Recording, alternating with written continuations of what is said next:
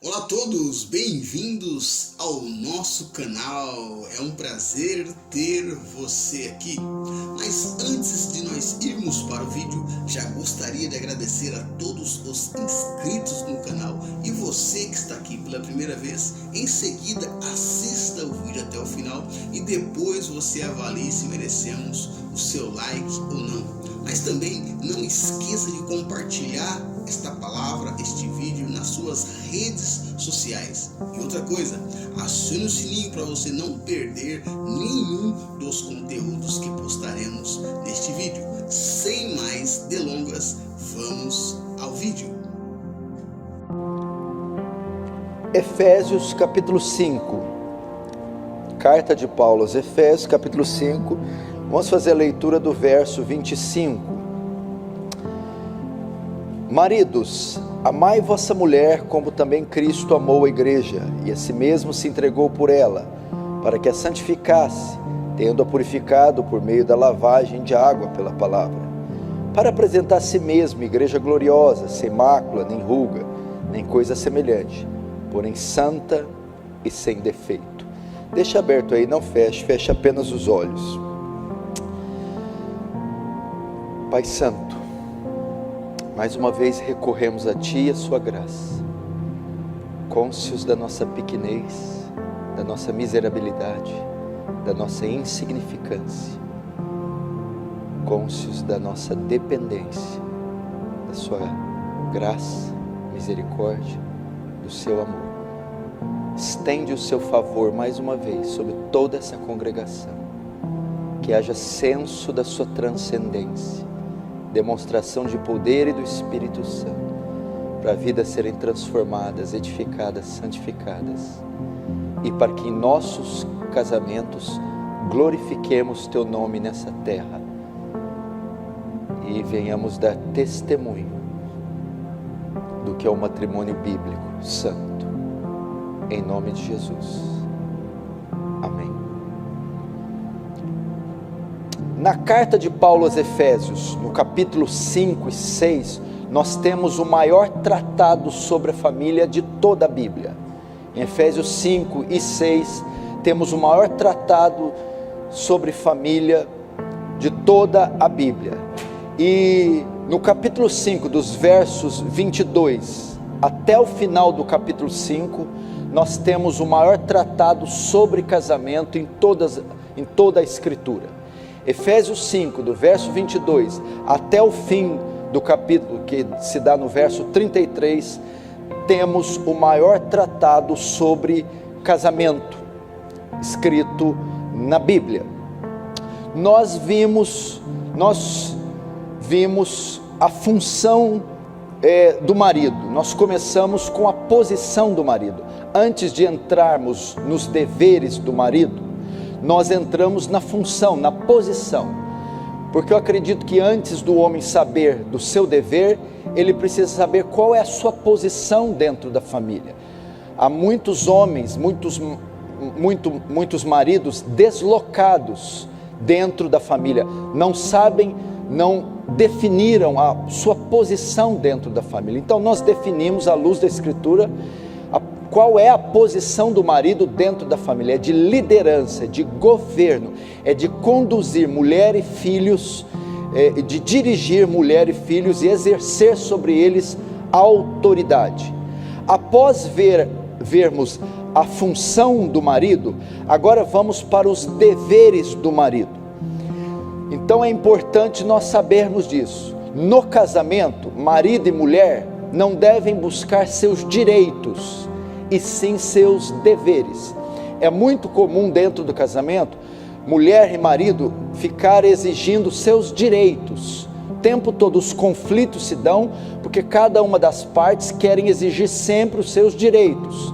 Mas biblicamente eles devem desejar os seus deveres, buscar seus deveres e não exigir seus direitos. Portanto, no que diz respeito ao papel do homem, que é o que vamos tratar hoje, o marido, então, no que diz respeito ao casamento, deve se perguntar, ou deve fazer as seguintes perguntas: como posso ajudar minha esposa? Como posso atender suas necessidades? Como posso prover tudo o que ela precisa? Como posso tornar nosso casamento um lugar de refúgio, de segurança, de descanso? Como posso fazer do casamento um local de realização e alegria para minha esposa? Então ele deve procurar seus deveres fazendo essas perguntas. Então nós vamos agora partir para os deveres do marido. Lembrando que os deveres da mulher, o principal dever da mulher é submissão, respeito. Quando se diz do principal papel da mulher no casamento, devemos pensar em submissão. Ela deve se submeter ao governo, à autoridade, à liderança do marido. Ela deve ao marido respeito. E do marido, qual é o principal dever do marido? Verso 25: maridos, amai vossa mulher. O principal dever então do marido dentro do casamento é amar. O sentimento, a atitude mais nobre que existe é o amor.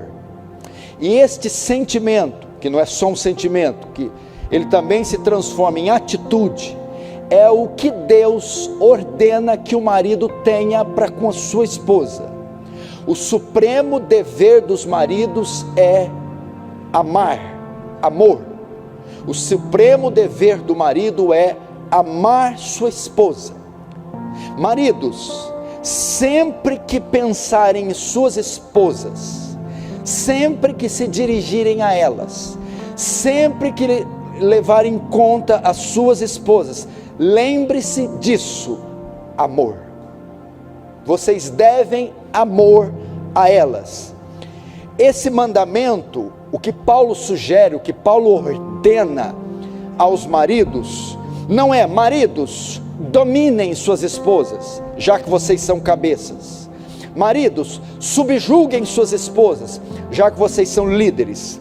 Maridos, ordenem suas esposas, já que vocês é que mandam. Não, Paulo não diz isso. Paulo diz: maridos, amem suas esposas. Sim, o marido é a cabeça? É a cabeça. Sim, o marido governa? Governa. Sim, o marido tem autoridade? Tem, mas é uma autoridade em amor. É um governo em amor. É um cabeça que ama. Então, mulheres, o dever determinante de vocês é submissão dentro do casamento. O dever determinante de vocês dentro do casamento é respeito. Respeitarem o marido, obediência ao marido, submissão ao marido. Maridos, o dever determinante de vocês dentro do casamento é amor. Vocês devem amar suas esposas. A esse respeito, João Crisóstomo, um dos pais da igreja, escreveu: maridos, já viste a medida da obediência? Pois houve agora a medida do amor. Ou seja, vocês se atentaram para o papel da esposa, que é obedecer. Agora se atentem para o papel de vocês, que é amor. Desejas que tua esposa te obedeça como a igreja obedece a Cristo? Então, ame a sua esposa como Cristo ama a igreja. Então esses são os principais deveres. Então a mulher, dentro do casamento, veja só, o que é importante aprendermos. Dentro do casamento existem necessidades diferentes. Todos nós temos necessidades dentro do casamento, mas nós temos algumas necessidades que são mais acentuadas que as outras. Esse é o grande problema no casamento. Os maridos não entendem que as mulheres têm necessidades diferentes deles. A Bíblia ensina que o marido deve amar sua esposa, mas ele não diz a mesma coisa para a mulher. Ele diz que a mulher deve obedecer. Isso aponta para quê? É claro que a mulher também deve amar, e é claro que o marido deve também submissão à mulher, porque está no verso 22, que a vida cheia do Espírito compreende submissão mútua. Mas as ênfases são diferentes. O marido deve amor à mulher e a mulher deve submissão ao marido. Por quê? Porque eles têm necessidades diferentes. Nosso erro é pensar que necessitamos a mesma coisa. A mulher não necessita tanto de respeito e de obediência quanto o homem. E o homem não necessita tanto de amor quanto a mulher. Então, maridos necessitam ser respeitados e mulheres necessitam ser amadas. O marido precisa entender isso. O marido pode achar que certas exigências da esposa são bobagens, por pensarem que não necessitam das mesmas coisas. Eles fazem isso por não saberem que as mulheres têm necessidade diferente, ou seja, a mulher gosta de um beijo, de um oi, de uma mensagem de carinho, de atenção, de ser ouvida, e o marido não tem a mesma necessidade. Logo pensa, nossa, para com essa melação, toda hora tem que falar, tem que fazer, tem que lembrar. Mas a necessidade dela é ser amada. O marido às vezes não precisa dessa melação, porque a grande necessidade dele é ser respeitado. E às vezes o marido não dá essa atenção à mulher, porque pensa que a necessidade dela é a mesma dele. Não. Nós temos necessidades diferentes. Quando você compreende isso, que a necessidade da mulher é diferente da sua e que a dela é ser amada, então você deve suprir essa necessidade. Você deve entender que para ela faz diferença um coraçãozinho na hora que você manda mensagem. Faz diferença trazer um botão de rosa do trabalho. Faz diferença chegar do trabalho e não fazer essa cara feia que muitas vezes você faz. Faz diferença um carinho, um chamego, um fungado no pescoço. Faz diferença. O homem não, está cansado, fedendo CC, quer comer um bife de 2 centímetros de espessura, deitar na cama e roncar. Ela não, amor, não é desse jeito?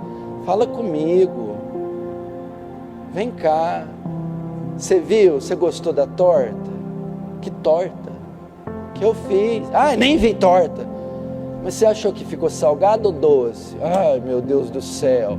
Então o homem não dá importância, porque ele não tem essa necessidade, não viu a cobertura, não viu, você gostou do meu cabelo? O que você fez no cabelo? Eu fiquei loira, eu era morena, você não está vendo? O cabelo, entendeu? Sua grande dívida para com ela, amor. Agora não só amor, vamos ver a qualidade desse amor. Paulo aqui especifica a qualidade desse amor. Não é qualquer amor que o marido deve à esposa, é amor verdadeiro, é um profundo amor. Muitos casamentos terminam porque eles não compreendem o que é verdadeiramente o amor. Vejamos como é esse amor. Paulo, para mostrar que qualidade de amor o marido deve amar a mulher, ele faz isso de duas formas. Para mostrar qual é o tipo de amor que o marido deve amar a mulher, ele mostra isso através de duas formas. Primeiro, através do termo que ele usa, quando ele fala maridos amai, o termo para amor. Existem 3 palavras gregas para amor, que eram usadas na época do apóstolo Paulo. 2 delas estão na Bíblia, a outra não se encontra. 3 palavras, a primeira palavra para amor usada era eros, da onde se vem o termo erótico, é um amor carnal. É um amor egoísta, é um amor que visa a satisfação pessoal, o prazer pessoal, é um amor que visa apenas a satisfação do desejo da carne. Esse é o amor da sociedade, esse é o amor de Hollywood, é o amor das telenovelas, é aquela paixão desenfreada, aquele desejo motivado pela ambição, pela cobiça, o desejo da carne. É a paixão sexual que visa a satisfação sexual, que visa a satisfação carnal, e é um amor egoísta, é um amor que visa apenas a própria satisfação. E esse tipo de relacionamento são aqueles explosivos, aquela paixão louca, maluca, que um homem tem para com a mulher, só que ela facilmente se desfaz. Esse é um dos termos, o amor eros. E a maioria das pessoas desse mundo pensa que isso é amor. É o amor que é exercido na sociedade hoje. É um amor que se traduz em uma paixão momentânea, que vale tudo e logo termina. A segunda palavra é filéu, ou filos, que é da onde vem a palavra filantrópico, Filadélfia, que quer dizer gostar de, ou amor fraternal, amor entre irmãos, um amor fraterno que se compadece, que se doa, que ajuda, que socorre. Amor entre irmãos é um amor comum também entre instituições de caridade, entre pessoas que se compadecem umas das outras. É um amor também que ocorre também entre a sociedade. Mas a terceira palavra é a que Paulo usa, que emprega. É a palavra mais elevada para amor. É ágape ou agapau. É a palavra mais elevada. É um amor magnânimo, um amor divino. É amar como Deus ama. É a mesma palavra que está em João 3,16, porque Deus amou, Deus agapou o mundo de tal maneira. É essa palavra que Deus usa.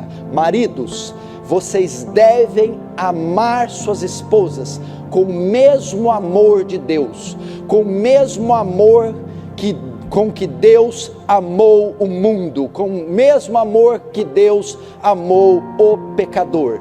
É esse tipo de amor que Deus deseja que amemos nossas esposas. É um amor magnânimo, divino, elevado, supremo. É um amor que não é egoísta, é um amor humilde, é o amor de Deus. Então essa é a primeira forma que Paulo usa para mostrar a qualidade do amor. A segunda, ele faz com o exemplo que ele usa no texto. Vós maridos, amai vossa mulher como Cristo amou a igreja. Então a primeira forma com o termo grego: amem com o mesmo amor que Deus nos ama. Um amor que transcende o amor dessa terra. É mais que o amor carnal erótico, é mais que o amor fraternal, é um amor divino. Segunda forma que ele usa para amar, para nós amarmos a esposa, ele vai usar o exemplo de Cristo com a igreja. O modelo para o meu amor para com a minha esposa, o exemplo de amor que eu devo amar minha esposa, é o amor com que Cristo ama a igreja. Maridos, vocês devem amar suas esposas com o mesmo amor que Cristo ama a igreja. Esse é o padrão, esse é o modelo de amor para a igreja. Veja só, para ilustrar que tipo de amor os maridos devem amar suas esposas, Paulo recorre ao exemplo do amor com que Cristo ama a sua noiva, a igreja. E como Cristo amou a igreja? Qual é o tipo de amor que Cristo tem pela igreja? Romanos 5,8 vai nos dar uma pista. Mas Deus prova o seu próprio amor, o seu muito amor para conosco, pelo fato de ter Cristo morrido por nós, sendo nós ainda pecadores. Cristo amou a igreja apesar da sua indignidade. Cristo amou a igreja apesar das suas deficiências. Cristo olhou para a igreja e viu nela andrajos, vileza, mas ainda assim a amou. Veja como Cristo amou a igreja. Que tipo de amor é esse? Ezequiel 16, 4 e 6 mostra como Cristo amou. E quanto ao teu nascimento, no dia em que nasceste, não foi cortado o umbigo, nem foste lavada com água para te limpar, nem tampouco foste esfregada com sal, nem envolta em faixas. Fala do nascimento de um bebê, que não foi cortado o cordão, que o sangue estava envolto, a placenta estava toda, aquele bebê todo sujo, todo imundo. E aí não se apiedou de ti olho algum para te fazer coisa alguma, compadecendo de ti. Antes fosse lançado em pleno campo. É aquelas mulheres que dão à luz ao filho e jogam o filho num lixo, num terreno baldio. Assim era a igreja. Assim era eu e você. Era asquerosos, sujos, um bebê que veio à luz e sem que o cordão fosse cortado, envolto na placenta, no sangue, jogado em um lixão, e passando vendo, ninguém se apedou, era algo asqueroso, né? Mas passando eu junto de ti, vi-te revolver-te no teu sangue, e diste, ainda que esteja no teu sangue, vive. Ainda que esteja no teu sangue, vive. Foi com esse amor que Cristo amou a igreja, apesar dos seus deméritos, das suas deficiências, da sua feiura. Olha Romanos 5,6, porque Cristo quando nós ainda éramos fracos, pecadores, morreu ao seu tempo pelos ímpios. Dificilmente alguém morreria por um justo. Poderá ser que pelo bom alguém se anime a morrer, mas Deus prova o seu amor para conosco, tendo morrido por nós, sujos, feios, fracos, ímpios.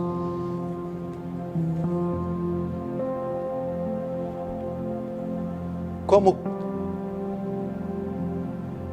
os maridos devem amar suas esposas? Qual é o modelo? É o modelo do amor de Cristo pela igreja. Como Cristo amou a igreja? Incondicionalmente. Ele não viu condições alguma na noiva dele. A noiva dele não tinha a altura que ele queria, o peso que ele queria, o cabelo que ele queria, os dentes que ele queria, a inteligência que ele queria, os dons que ele queria, era toda desajustada, mas ele amou ela desse jeito. A igreja não reuniu nenhuma condição para Cristo amá-la, mas ainda assim amou.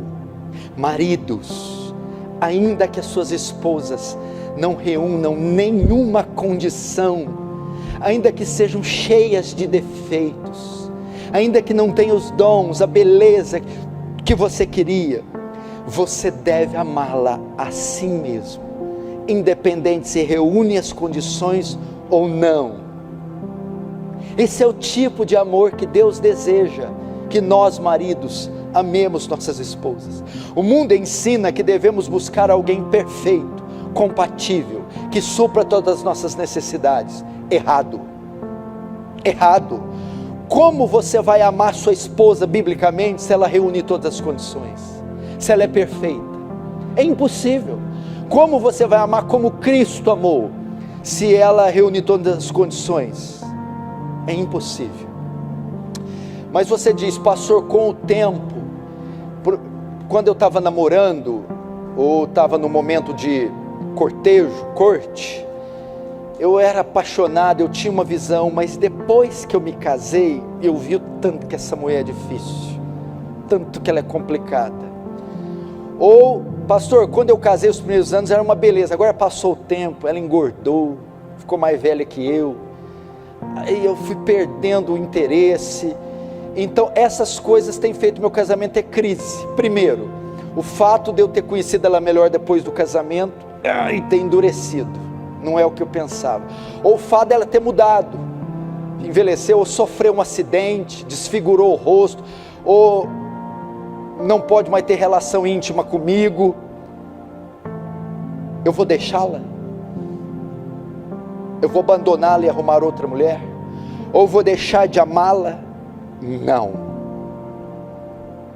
Deus entregou essa mulher para você, do jeito que ela é, com as deficiências que ela tem, para ensinar você a amá-la como Cristo ama a igreja. Foi por essa razão que Ele enviou essa mulher a você, com as deficiências que enviou, sem as quais você jamais amaria como Cristo ama.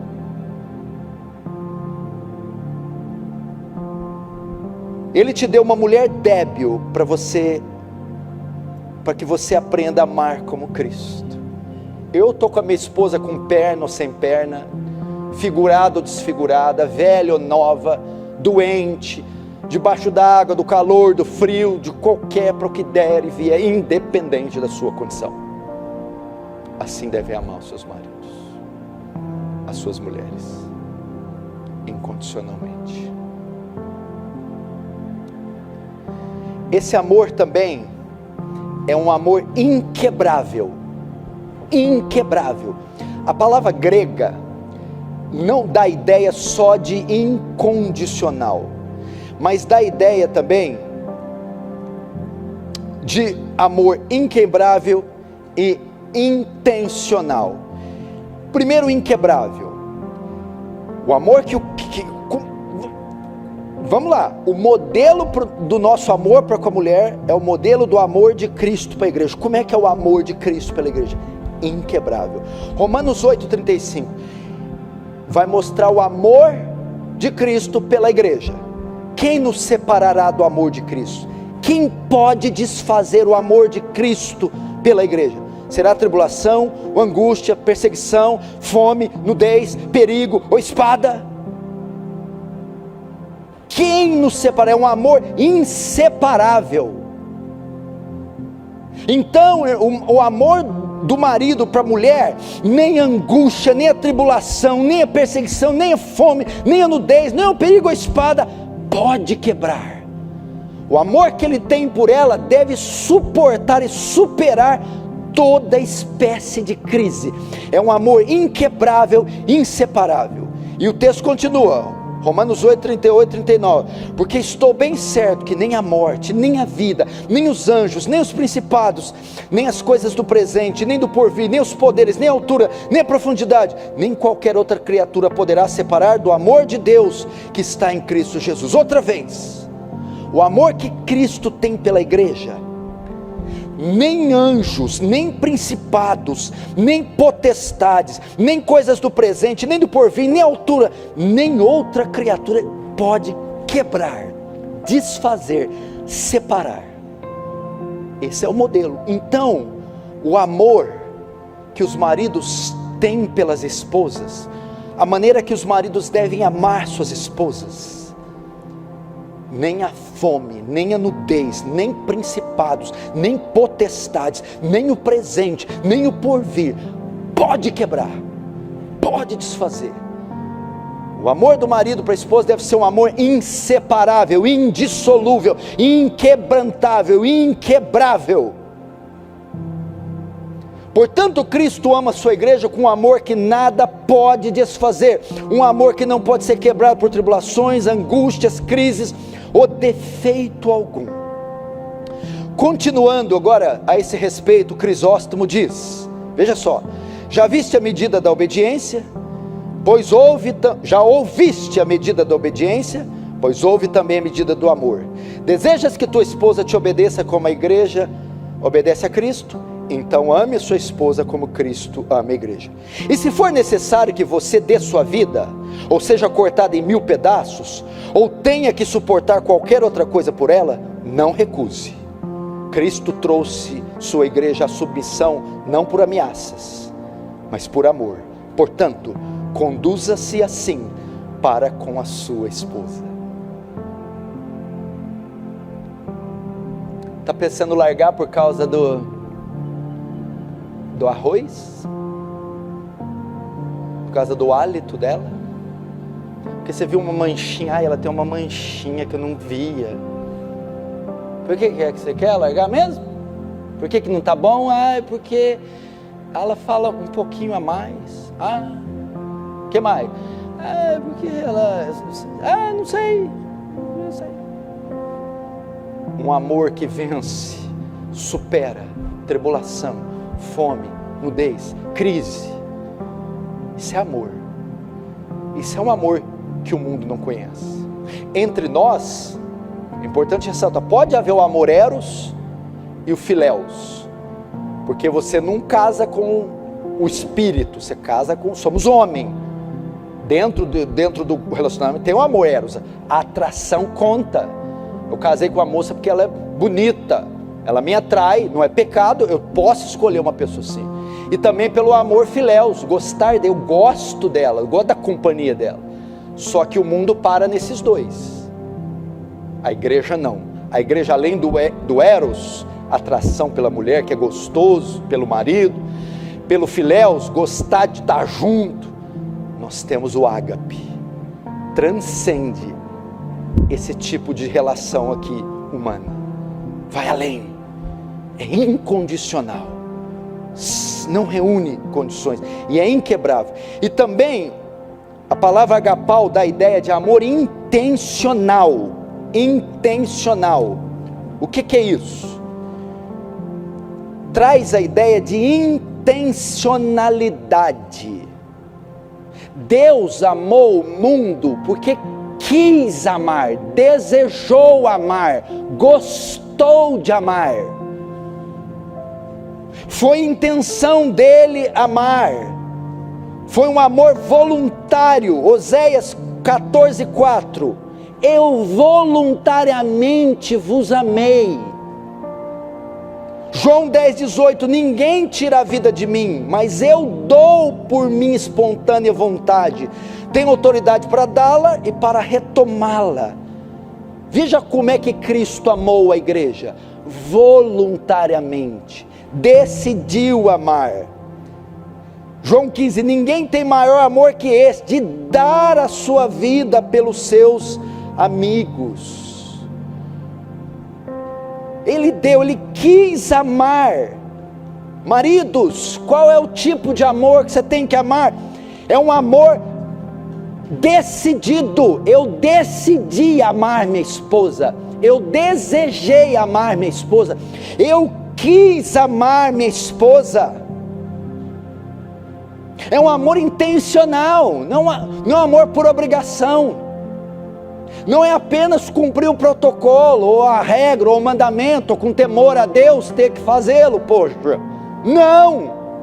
É um amor intencional. Assim devemos amar, decidir amar, querer amar, desejar amar. Um amor voluntário. Oh, sacrifício que é amar essa mulher. Oh, dificuldade que é amar essa mulher.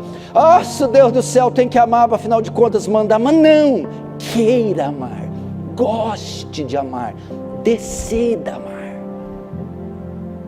deseje amar.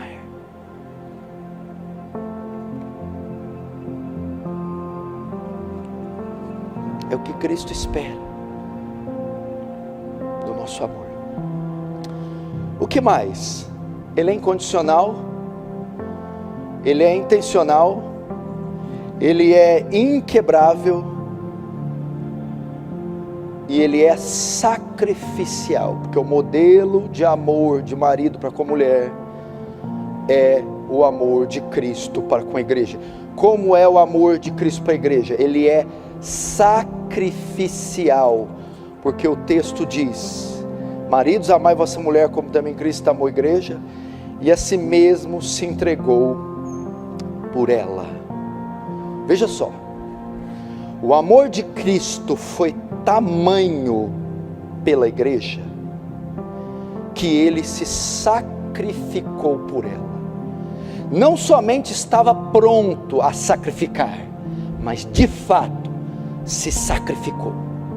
Efésios 5:2. Como também Cristo nos amou e entregou a si mesmo por nós como oferta de sacrifício a Deus. O que é isso? Cristo se ofertou pela igreja. Para tê-la, se sacrificou. Ele se doou por ela. Vós, maridos, têm que amar a igreja com amor sacrificial. O que é isso? É um amor que se entrega, que se doa. Maridos, vocês devem se doar para as vossas esposas. Vocês devem se entregar para as vossas esposas. Maridos, entreguem suas vidas para suas esposas. ofertem suas vidas, se doem para as vossas esposas. É esse que é o negócio. Se doe para sua esposa. Fala o quê? De renúncia. Abra mão dos seus direitos para fazê-la feliz. Renuncie suas vontades para fazer a delas muitas vezes. Empreenda um esforço, um sacrifício para deixá-la bem. Isso envolve comida, tempo, dinheiro, tudo que envolve um sacrifício para o bem-estar da esposa, o marido tem que estar disposto a fazer. Está vendo como que é diferente o que o mundo prega?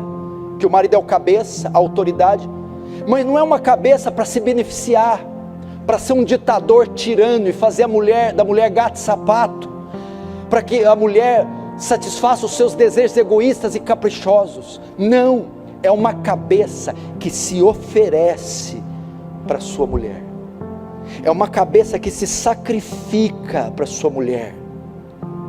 Não é um amor, é um amor sem tirania, um amor que só conhece o sacrifício, que não beneficia a si próprio, mas a outro.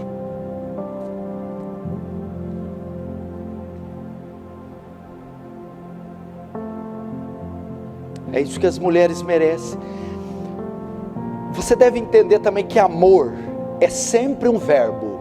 Ele está em contínua ação, está sempre em movimento. Quando Paulo diz, maridos, amai, é um verbo. Amem continuamente, sempre em movimento, sempre em ação, beneficiando os seus cônjuges o tempo todo. Sacrifício. O marido deve amar sua esposa não pelo que ela pode fazer por ele, mas pelo que ele pode fazer por ela. Eu te confesso, eu sou pastor há muito tempo, conheço esses termos, amo a minha esposa, mas ao preparar esse sermão, foi baixando a minha pressão, foi me dando uma angústia, uma vergonha, e ao mesmo tempo um deslumbre por tão elevada doutrina. E nós vemos o quanto devemos às nossas esposas, o quanto elas tinham que ser mais cuidadas, mais amadas. Quantas vezes nós somos egoístas e usamos nossa autoridade para nos beneficiar, ao invés de nos oferecer como sacrifício para nossas esposas, de renunciarmos por elas, de nos doarmos. Doa seu tempo, doa seus ouvidos, doa sua atenção, doa seu carinho, doa o seu amor, doa a sua vontade, dê preferência a ela, dê prioridade a ela, no descanso, na comida, no lazer, nos presentes. Enalteça essa mulher. Ele é sacrificial, é uma vida de doação. É tão bom, é raro isso, mas quando alguém chega para mim, pastor, eu fico impressionado como meu marido se doa por mim e para mim. Quinto, esse amor não é só voluntário, incondicional, sacrificial, mas ele também é radical. A Bíblia diz, e a si mesmo, como Cristo amou, e a si mesmo se entregou por ela. Paulo está aqui mostrando a qualidade do amor. Se entregou por ela. O que é isso? Cristo amou a igreja de tal maneira que deu sua vida por ela. Deu a vida por ela. Gálatas 2, 19, 20. Já estou crucificado com Cristo, logo já não sou eu que vive, mas Cristo que vive em mim. Agora tenho, e a vida que agora tenho na carne, vivo pela fé no Filho de Deus que me amou e a si mesmo se entregou por mim. Cristo só poderia salvar a igreja dando a sua vida por ela, e Ele a deu. Cristo só poderia salvar a igreja se desse a vida por ela, e Ele a deu. tamanho foi o amor de Cristo pela igreja, que Ele deu a própria vida. Essa é a característica do amor de Cristo para com a igreja. Maridos, vocês devem amar suas esposas a tal ponto que estejam dispostos a dar sua vida por ela, por elas. Vimos a qualidade desse amor, ele é incondicional, como Cristo amou a igreja, e agora vimos a profundidade desse amor, dar a vida. A Bíblia não nos chama para dar a vida para mais ninguém, senão nossas esposas. A Bíblia não tem uma ordem para dar a vida pelos filhos, pelo pai, pela igreja, mas só tem um caso que a Bíblia ordena que entreguemos nossas vidas: o marido para sua esposa.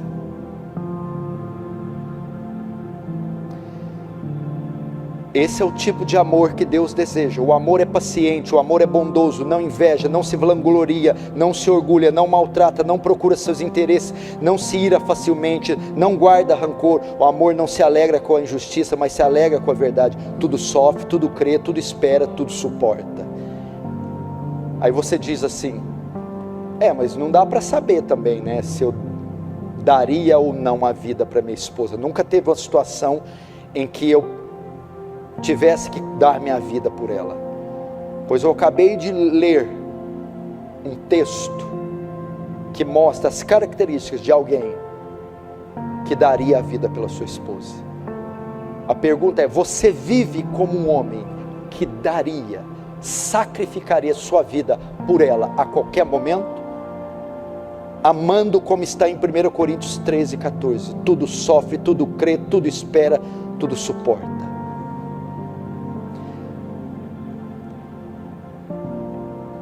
Em outras palavras, sabe o que Deus está dizendo para nós maridos cristãos? Que ela, a esposa, é a pessoa mais importante da nossa vida. Que as nossas esposas, abaixo de Cristo, são as pessoas mais importantes das nossas vidas. Se os membros da família correm risco de vida e você tem a chance de salvar só um membro, a esposa tem preferência sobre os filhos. Aí vem as mulheres falar: não existe amor igual amor de mãe. É bonito, mas não é bíblico. Não existe coisa como amor de marido. E sabe por que o amor de mãe ficou muito grande assim? Amor de mãe. É porque a maioria dessas mães não são amadas pelos maridos e vão suprir a deficiência do amor do marido nos filhos. Por isso se apegam aos filhos de uma maneira exagerada. Por não receberem amor dos maridos, se apegam nos filhos e lançam todo o amor que queriam receber dos maridos nos filhos. Por isso dizem: não há amor como amor de mãe.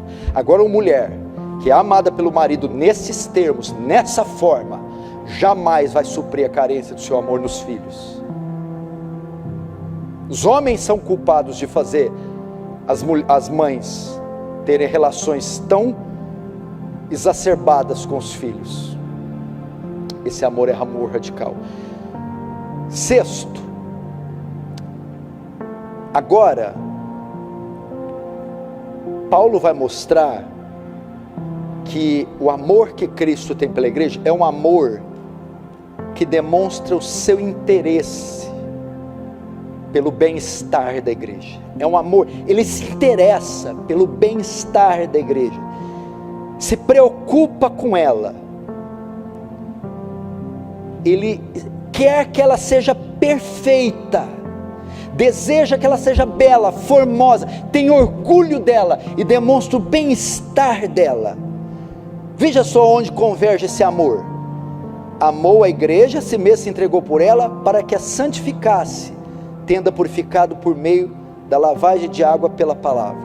Ele salvou ela, tirou ela da condenação, tirou ela do lixo, mas ele preocupa com o bem-estar dela. Agora quer limpar limpar ela, purificar ela, quer torná-la bonita, bela, atraente.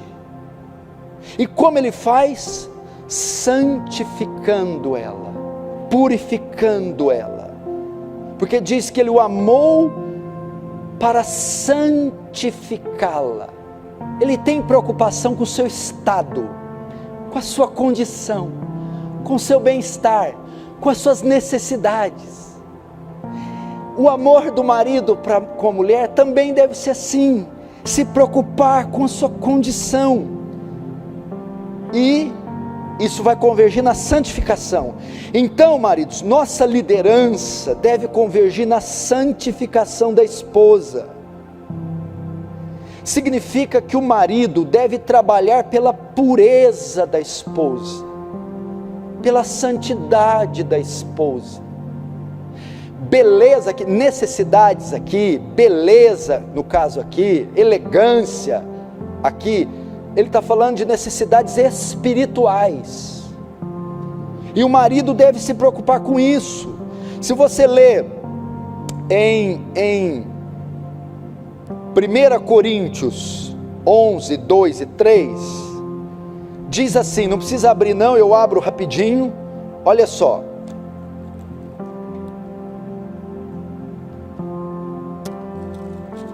Só um minutinho.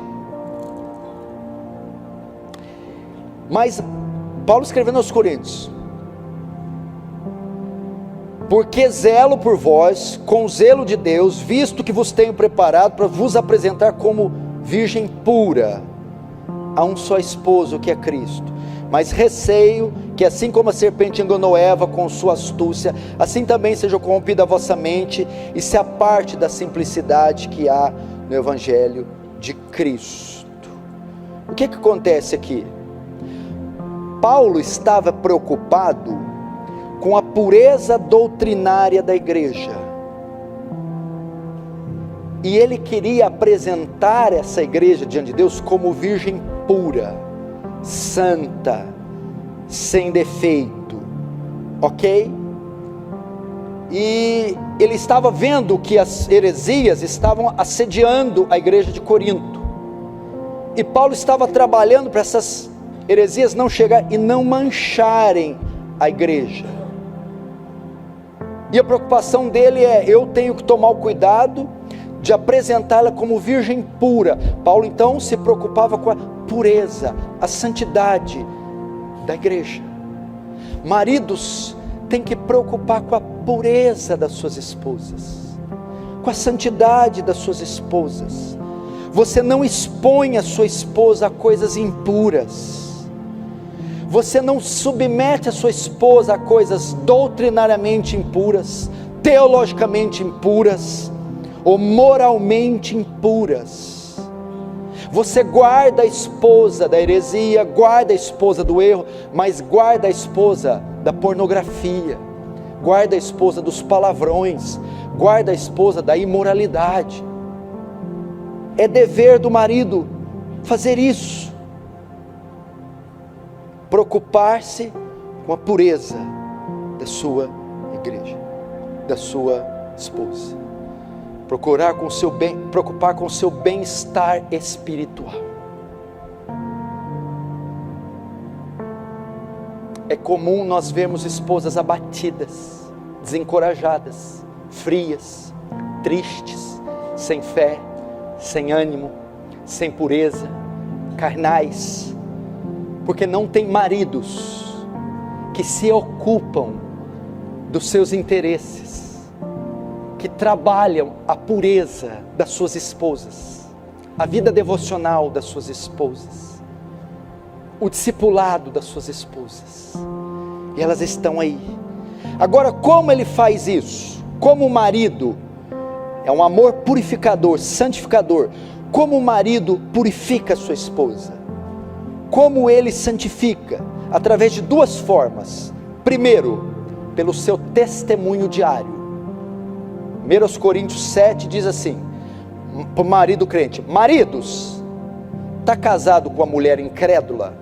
Não separe dela, porque a mulher incrédula é santificada no convívio com o esposo crente. Como é que o marido purifica, santifica, beneficia a esposa? Com seu testemunho de piedade, de honestidade, de integridade, de temor a Deus, de vida devocional. Ela vê nele um espelho da pessoa de Cristo, ela vê o brilho de Cristo refletindo nele, e ela é santificada, constrangida com o seu testemunho. Segunda forma, através do discipulado, que é o que Paulo diz, para purificar pela lavagem de água pela palavra. A maneira que Cristo santifica a igreja é com a palavra. João 17:17, vós já estáis limpos pela palavra que eu tenho falado. A palavra é o elemento santificador. Isso fala do discipulado. É dever dos maridos discipularem suas esposas. 1 Coríntios 14:35, mulheres, se querem aprender alguma coisa, interroguem em casa seus próprios maridos, que seus maridos ensinem a palavra, ensinem doutrina, ensinem teologia para a esposa. Essa é a maneira do marido beneficiar sua mulher, quem ama, santificando-a, discipulando-a com a palavra. O discipulado da sua mulher, marido, não foi confiado à igreja, reunião de mulheres ou grupos de apoio, mas sim a você. É o seu dever. Tem dúvida bíblica? A mulher é o marido que responde. Dúvida doutrinária? É o marido que responde. A leitura diária é o marido que cobra, estimula e ensina. A oração é o marido que cobra, estimula e ensina. Assim ele vai santificando a mulher. E por último, é um amor transformador. Transformador. Veja só, a finalidade da santificação. Olha lá. Verso 26. Para que a santificasse, tendo purificado por meio da lavagem de água pela palavra, para apresentar a si mesmo igreja gloriosa, sem ruga, sem mácula, nem coisa semelhante, porém santa e sem defeito. Então, qual é o propósito desse amor? Santificá-la. E o verso 20, qual é o propósito dessa santificação? Verso 27, para. É uma cláusula de propósito. Para. Qual é a finalidade desse trabalhar? Apresentar a si mesmo igreja gloriosa, sem ruga, sem mácula, coisa semelhante, sem defeito. Então o que é a ideia aqui? Cristo é o responsável por apresentar a igreja em condições bela, formosa. A ideia aqui é de um noivado, ok? É um noivado. O que acontece se você está noivo de uma mulher e amanhã se dá o casamento? Vai começar a preparação da noiva, banho, depilação, cabelo, maquiagem, tudo todos os aparatos. Ela vai ser adornada, embelezada. Quem faz isso? Quando duas pessoas estão noivas, o noivo se prepara em 5 minutos 30 segundos, a mulher em 4 dias, mais ou menos assim. A mulher não. Quem arruma ela? Aquela equipe. Nesse caso aqui, quem adorna a igreja, quem prepara ela para o casamento, é o próprio noivo. É ele que vai passando a escova, é ele que vai embelezando, pondo um colar, ele vai colocando aquela luvinha de seda. Uma dica para você, eu acho bonito casar com aquela luvinha de seda. É ele que vai colocando, é ele quem adorna, ok? Então, Cristo é responsável, e a Bíblia diz o que? Para apresentar a si mesmo. Apresentar a si mesmo. Então ele é o responsável por apresentar a igreja para ele, para o casamento. E ele quer apresentá-la em condições bela, formosa. E para isso, Cristo adorna. ou seja, santifica, esculpe o caráter dele nela, trabalha o caráter dela, conforma ela a imagem de Cristo. Agora veja só, os maridos são responsáveis por apresentar as suas esposas diante de três situações: diante da sociedade, diante de Deus e diante de si mesmos. Como é que a sua mulher se porta diante da sociedade? Vestimento, linguajar, piedade. Como é que a sua mulher se porta diante de Deus? A comunhão que ela tem. E como é que a mulher se porta diante de você mesmo? Sabe quem é o responsável pela postura e atitude que ela tem diante da sociedade, diante de Deus e diante de você mesmo? Você. Se você estiver aqui no altar e ela chegar, nossa, que noiva feia, foi você que preparou ela. Nossa, o cabelo não tão bom, você que cuidou do cabelo. Nossa, mas olha o saltinho, que coisa horrorosa, foi você.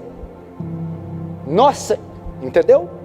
Ou seja, se a sua mulher dá mau testemunho, se ela é linguaruda, vaidosa, se ela é sensual, não gosta muito de pano, de roupa, se ela não lê Bíblia, não gosta de Deus, e se ela te maltrata, se ela te trata com desrespeito, isso é uma prova da sua deficiência em adorná-la, em construir uma mulher de respeito diante da sociedade, temente a Deus diante de Deus e de respeito diante de você.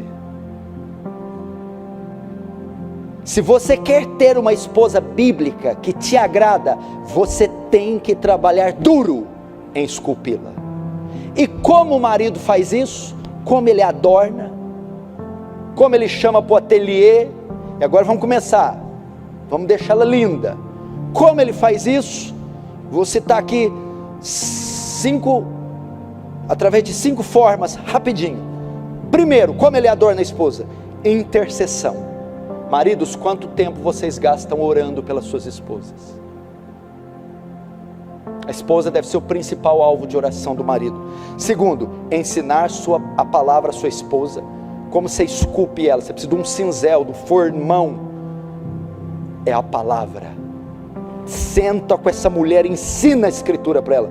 Terceiro, como você adorna? Suprindo suas necessidades, quer físicas, quer espirituais. Investe nela, paga um curso para ela.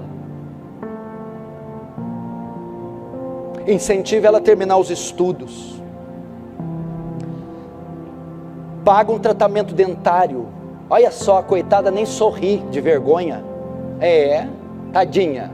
Faz um clareamento no dente. Mas tem a ver. Investe financeiramente, investe espiritualmente. Sabe, os maridos que não dão nada para a mulher. Meu Deus do céu, paga um curso para ela. Paga um cabeleireiro decente todo mês para ela. Diz essa mulher se vestir com decência. Propõe um vestuário decente. Alimenta ela, cuida dela, supre suas necessidades. Não estou dizendo luxo. Quarto, aconselhamento.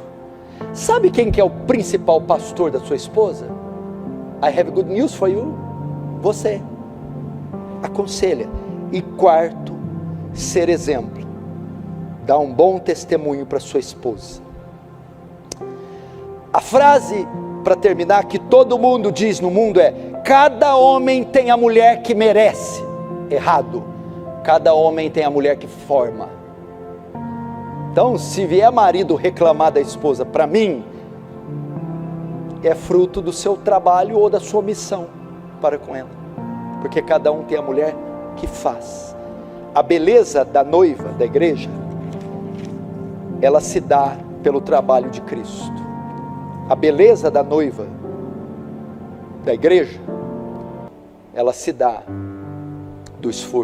pelo esforço de Cristo. A forma que as nossas mulheres vão ter é a forma que nós vamos dar a elas. esse é o principal dever dos homens: amar suas mulheres. Vamos fechar os olhos, vamos orar.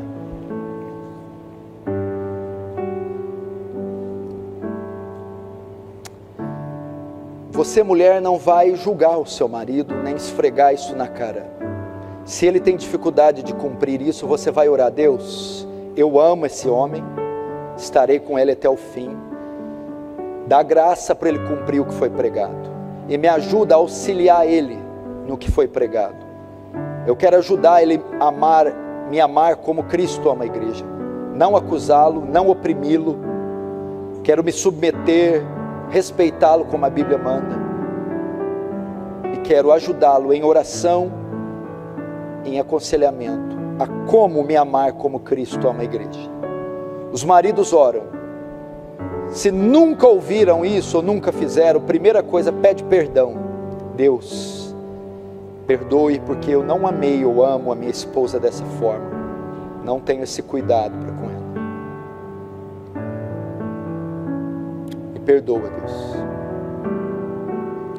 mas eu quero ter, me dê recursos, me dê graça, me dê sabedoria, porque eu quero amá-la dessa forma. Não só porque é um mandamento, porque essa foi a mulher que eu escolhi para fazer uma só carne, para constituir uma família, para louvar e exaltar o seu nome, porque eu a amo, mas quero amá-la biblicamente. Espírito Santo de Deus, amor é um fruto do Espírito.